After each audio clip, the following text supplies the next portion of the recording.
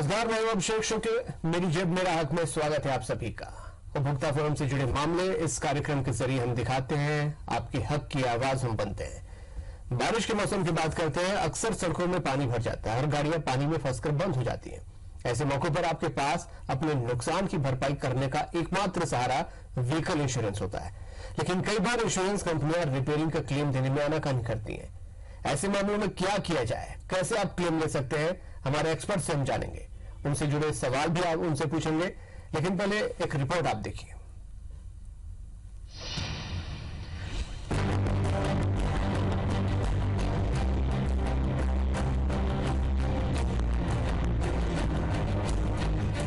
बारिश के मौसम में कार मालिकों के लिए सफर जोखिम भरा होता है, क्योंकि गड्ढों में पानी भरने और कम विजिबिलिटी के कारण एक्सीडेंट का खतरा बढ़ जाता है। तेज बारिश में पानी के बीच आपकी कार फंस भी सकती है। ऐसे में आपको सबसे पहले ख्याल आएगा अपनी गाड़ी के इंश्योरेंस का, क्योंकि एक्सीडेंट होने और गाड़ी पानी के बीच फंसने के बाद क्लेम में नुकसान की भरपाई का यही एक रास्ता है। क्योंकि इंश्योरेंस कंपनियां हमारे हर क्लेम को पास नहीं करती हैं। कंपनी ऐसे क्लेम मंजूर करने से बचती है जिनमें नुकसान कम करने की कोशिश न की गई हो।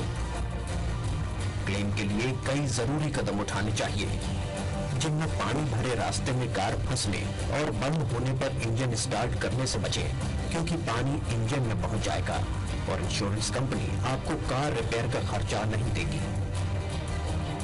पानी भरने से इलेक्ट्रिकल और मैकेनिकल पार्ट्स फेल होने पर भी क्लेम किए जाते हैं। बारिश से पहले गाड़ी की सर्विसिंग अच्छी तरह से करवा लें। ब्रेक और क्लच फंसने से ज्यादा एक्सीडेंट होते हैं। तेज बारिश में पेड़ों के नीचे गाड़ी पार्क करने से बचें। बारिश में गाड़ी लो गियर में ही चलाएं। तेज ड्राइविंग से टायरों से पानी उछलेगा और विजिबिलिटी कम होने से एक्सीडेंट का खतरा बढ़ जाएगा। आपकी गाड़ी कभी बारिश में फंस जाए और उसे रिपेयर के लिए गैराज में ले जाना हो, तो आप इन बातों का ख्याल जरूर रखें। व्हीकल को जरूरी दस्तावेज के साथ इंश्योरेंस कंपनी की लिस्ट में मौजूद गैराज या अपनी पसंद के गैराज में ले जाएं। सर्वेयर नुकसान की जांच के बाद ही स्पॉट अप्रूवल देगा। यदि आप वर्कशॉप में जाते हैं और ये वर्कशॉप कंपनी के प्रेफर्ड नेटवर्क में है, तो आपको कैशलेस सुविधा मिलेगी। क्लेम के जल्द सेटलमेंट के लिए अपना पॉलिसी नंबर, व्यक्तिगत जानकारी, लोकेशन और कितना नुकसान हुआ है, इसकी जानकारी जरूर दें।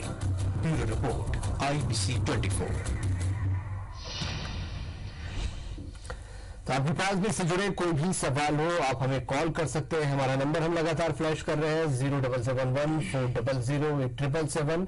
इस नंबर पर आप कॉल करें और आपको एक्सपर्ट एडवाइस देने के लिए हमारे साथ एक्सपर्ट के तौर पर आज मौजूद है एडवोकेट विनोद प्रधान जी। विनोद जी, बहुत बहुत स्वागत है कार्यक्रम में आपका।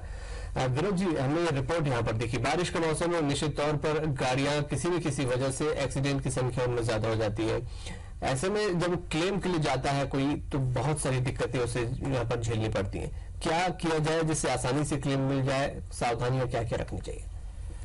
देखिए, कोई एक्सटर्नल इफेक्ट या कोई बाहरी प्रभाव से गाड़ी खराब होती है या कोई एक्सीडेंट हो गया है या आपकी लापरवाही से चलाने से कोई गाड़ी में डैमेज हो गया है या गाड़ी चोरी हो गई है, किसी भी प्रकार का ऐसा कोई नुकसान जिसकी पहले कोई संभावना नहीं थी, उस पर आपको क्लेम मिल जाता है। इसके लिए सबसे पहले जो भी आपकी पॉलिसी है और जो भी आपके आवश्यक दस्तावेज हैं, आपका बैंक डिटेल, आपकी ID प्रूफ, आपकी लाइसेंसेस, इन सब को लेकर के क्लेम फॉर्म आप भरेंगे और कंपनी के जो सर्वेयर हैं वो इस बात को तस्दीक करेंगे कि वाकई में जो डैमेज दिखाया है वो है कि नहीं, और उसके बाद प्रोसेस करने के बाद आपको क्लेम मिलेगा। बिल्कुल, तो इस तरीके से यहाँ पर तमाम प्रोसेस अपनाए जा सकते हैं। एक्सीडेंट में बाद क्या समय सीमा होती है, पुलिस को सूचना देनी होती है, किस तरीके की प्रोसेस अपनानी होती है?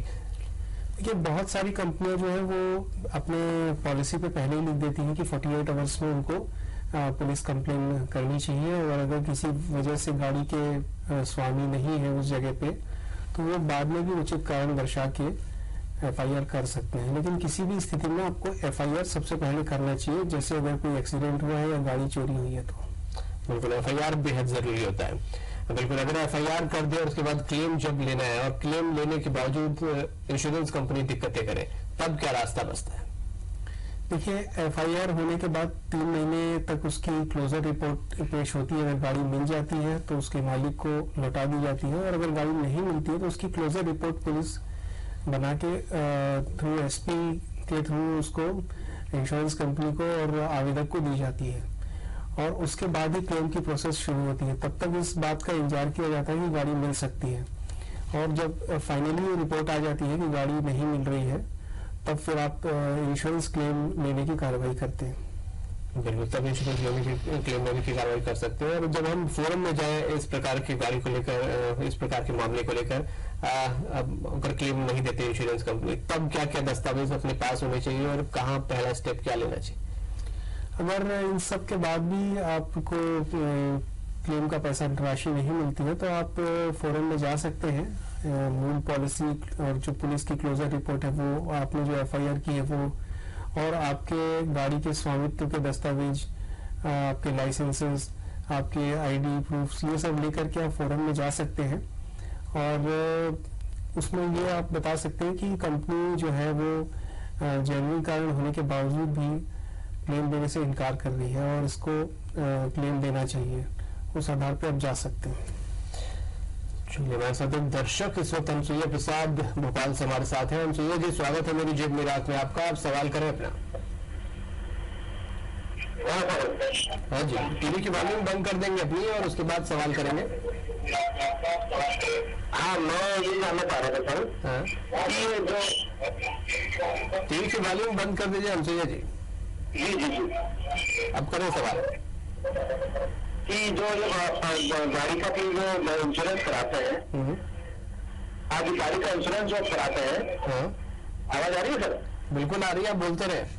हाँ, जो गाड़ी का इंश्योरेंस कराते हैं तो ये इसमें एक तो फर्स्ट पार्टी रहता है और एक थर्ड पार्टी रहता है। हाँ, हाँ, तो सर इसका पूछना था कि ये इसका मतलब क्या दोनों का इसमें अमाउंट अलग अलग रहता है कि सेम रहता है? अमाउंट अलग अलग रहता है कि बिल्कुल अमाउंट अलग अलग ही रहता है, और इस बारे में डिटेल आपको आज इंश्योरेंस कंपनी बता सकती है यहाँ पर। तो इंश्योरेंस को लेकर ये एक बड़ी दिक्कतें वाकई में लोगों के दिमाग में रहती है। गाड़ियों को जब व्हीकल इंश्योरेंस हम ले तो उसमें भी क्या कोई खास सावधानी रखनी चाहिए? हाँ, अगर आपकी गाड़ी बिल्कुल नई है या उसकी अच्छी कॉस्ट मिल सकती है, तो आप कोशिश करेंगे कि उसकी फुल इंश्योरेंस कराएं। उसको कॉम्प्रिहेंसिव इंश्योरेंस बोलते हैं। और अगर गाड़ी काफी पुरानी हो चुकी है, और कई बार कई सारी कंपनियां 10 वर्ष से ज्यादा पुरानी गाड़ियों पे कॉम्प्रिहेंसिव इंश्योरेंस नहीं देती हैं, तो उसमें थर्ड पार्टी इंश्योरेंस तो आप जरूर करवाइए। थर्ड पार्टी इंश्योरेंस में आपको कोई क्लेम नहीं मिलेगा, लेकिन अगर आपकी गाड़ी से कोई व्यक्ति चोटग्रस्त हुआ है तो उसको क्लेम मिलेगा। बिल्कुल, उसको क्लेम मिलेगा उसके बाद। बिल्कुल, जो हमारे एक्सपर्ट से जवाब दे रहे हैं। आपके पास और भी कोई सवाल हो उपभोक्ता फोरम से जुड़े, आपको लग रहा है कि आपको कहीं ठगने की कोशिश की गई है या आपको आपका हक नहीं मिल रहा, सवाल जरूर करें। नंबर हम यहाँ पर लगातार फ्लैश कर रहे हैं। छोटा सा ब्रेक ले रहे हैं, जल्द लौटते हैं।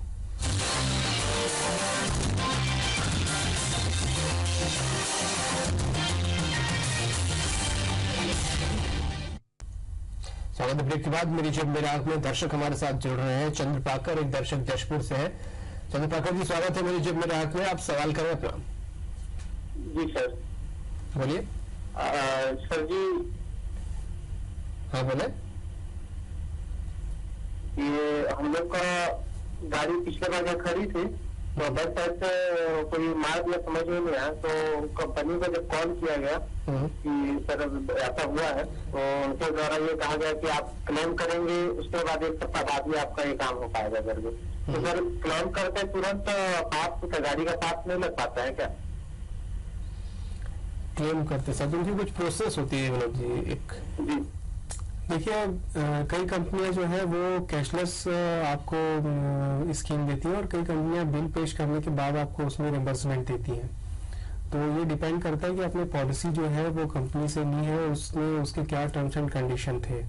अगर आप उसमें जो आपको दुर्घटना से जो भी गाड़ी में डैमेज हुआ है उसका सर्वे होने के बाद आप जो बिल जहां से भी आपने मैकेनिक के यहाँ से रिपेयर करवाएंगे उसका बिल आप कंपनी में सबमिट करेंगे और सर्वेयर इस पर रिपोर्ट देगा, उसके बाद आपको पैसा मिलेगा।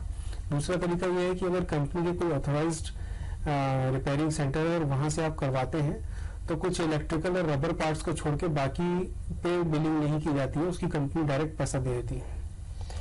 बिल्कुल। चलिए दर्शक, और इस वक्त हमारे साथ आ रहे हैं मंदसौर से देवेंद्र है। देवेंद्र जी, स्वागत है मेरी जिम मेरे हाथ में। आप सवाल करें अपना। जी हाँ, मैं देवी शर्मा मंदसौर से बोल रहा हूँ। हाँ जी। मैंने स्टार हेल्थ इंश्योरेंस में पिताजी के नाम से एक इंश्योरेंस किया हुआ था। पिताजी डायबिटिक है और हार्ट की प्रॉब्लम भी है। उन्होंने बात था डायबिटिक उनके रिटर्न में पैसे हो गई थी, थोड़ी सी ब्लड क्लॉट जम गया था। इसके लिए एसेप्टिस करके इंजेक्शन होता है, वो लगाना होता है, और डॉक्टर अरुण बहादुर वो लगाया। इसकी इंफॉर्मेशन मैंने सेंटर पर दी थी, मुझे क्लेम नंबर भी प्रोवाइड किया गया, 2 बार लगातार ऐसा हुआ। अब जाके उसको रिलेशन में डाल दिया गया उन्होंने, तो ये क्लेम हम पास नहीं कर सकते हैं। कारण क्या बताया? कारण कुछ नहीं, बोलिए डायबिटीज की वजह से, जबकि ये इंश्योरेंस लिए इसीलिए था हम लोगों ने। ओपीडी प्रोसीजर है, जबकि इसका कोई डिसीजन में रखा हुआ है डॉक्टर आजाद करके, उन्होंने भी इसका वो दिया हुआ एक लेटर मुझे इशू किया है। तो ये ओपीडी प्रोसीजर जरूर है, पर ये क्लेम होना चाहिए था क्लियर। क्या इनको करना चाहिए विनोद जी? देखिए, अगर जो भी रिजेक्शन हुआ है उसमें अगर 2 साल का टाइम पूरा नहीं हुआ है तो आप अपने जिले के उपभोक्ता फोरम में जाके शिकायत प्रस्तुत कर सकते हैं। आपकी शिकायत जरूर वहां पर एंटरटेन की जाएगी। और अगर आपने जो फॉर्म भरते समय, जब आपने मेडिक्लेम, मेरे ख्याल से आपकी पॉलिसी मेडिक्लेम से संबंधित है, तो फॉर्म भरते समय अगर आपने इस बात को डिक्लेयर किया होगा कि इनको क्या क्या बीमारियां हैं, तो आपको क्लेम मिलने में सावधानी रहेगी। या पैसा जो फोरम से अवार्ड होने रहेगा उसमें आपके पक्ष में जाने की संभावना है। लेकिन अगर आपने इस बात को छुपाया होगा और फॉर्म भरा होगा तो आपको आपके पक्ष में डिसीजन होने की संभावना कम है, क्योंकि प्री एग्जिस्टिंग डिसीजेस के ऊपर में कोई क्लेम नहीं दिया जाएगा। बिल्कुल। चलिए, जैसे एक्सपर्ट हमारे बता रहे हैं उस तरीके से आप आगे जा सकते हैं। बहरहाल आप और सवाल कर सकते हैं, आपके पास उपभोक्ता फोरम से जुड़े कोई मामले हो, कोई सवाल हो, आप निश्चित तौर पे कॉल करें। नंबर हम लगातार फ्लैश कर रहे हैं। एक छोटा सा ब्रेक हम यहाँ पर ले रहे हैं।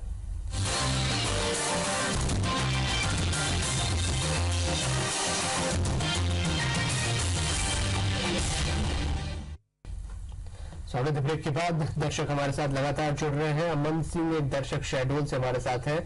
अमन जी, स्वागत है आपका मेरी जेब मेरे हाथ में। आप सवाल करें अपना। टीवी की वायरिंग बंद कर देंगे, उसके बाद सवाल करेंगे आप। अमन जी, आवाज आ रही तो सवाल करें। जी सर, आवाज आ रही। बोलिए सर, मैं ये जानना चाहता था, जैसे कि कमर्शियल व्हीकल है अपने पास, जैसे ट्रक वगैरह होते हैं, इनका अपने पास बीमा था अपनी गाड़ी का, लेकिन गाड़ी जब हमने खरीदी तो इसमें अपने पास बीमा कंप्लीट है, फिटनेस है गाड़ी का, लेकिन परमिट होता है गाड़ी से ट्रांसफर होता है। जैसे किसी मालिक ने एक दूसरे को बेचा तो इसका परमिट भी ट्रांसफर कराना पड़ता है, परमिट कैंसिल हो जाता है, तो वो अपने पास नहीं है। तो ऐसे में थर्ड पार्टी एक्सीडेंट हुआ, उसमें किसी की दुर्घटना में मृत्यु हुई या चोट लगी, तो इनको कोई क्लेम मिलता है कि नहीं मिलता? क्या इनको मिलेगा क्लेम? देखिए, अगर आप कोई कमर्शियल व्हीकल या कोई सामान ढोने वाले व्हीकल्स चला रहे हैं तो आपको परमिट अपने जो भी एग्जिस्टिंग स्वामी है उसके नाम पे ट्रांसफर करवा लेना चाहिए। लेकिन अगर थर्ड पार्टी इंश्योरेंस है तो थर्ड पार्टी में मिलने का चांसेस बिल्कुल रहता है, क्योंकि उसमें ओन डैमेज की कोई संभावना नहीं है। चलिए, तो इस तरीके से जैसे हमारे एक्सपर्ट बता रहे हैं, आपको निश्चित तौर पे आप संतुष्ट होंगे। विनोद जी, बहुत बहुत शुक्रिया, आप यहाँ पर आए और हमारे दर्शकों को बहुत अहम जानकारी आपने दी। मेरी जिम्मे रात में हमारा मकसद यही होता है कि आपकी जो समस्याएं हो जिन्हें आप सुलझा नहीं पा रहे हो, हक अगर कोई आपका छीन रहा है या आपको अपना मामला फोरम तक पहुंचाना है, तो हम आपकी हक की आवाज बनते हैं। हमारे एक्सपर्ट आपको एडवाइस देते हैं। फिलहाल मेरी जिम्मे रात में इतने। नमस्कार।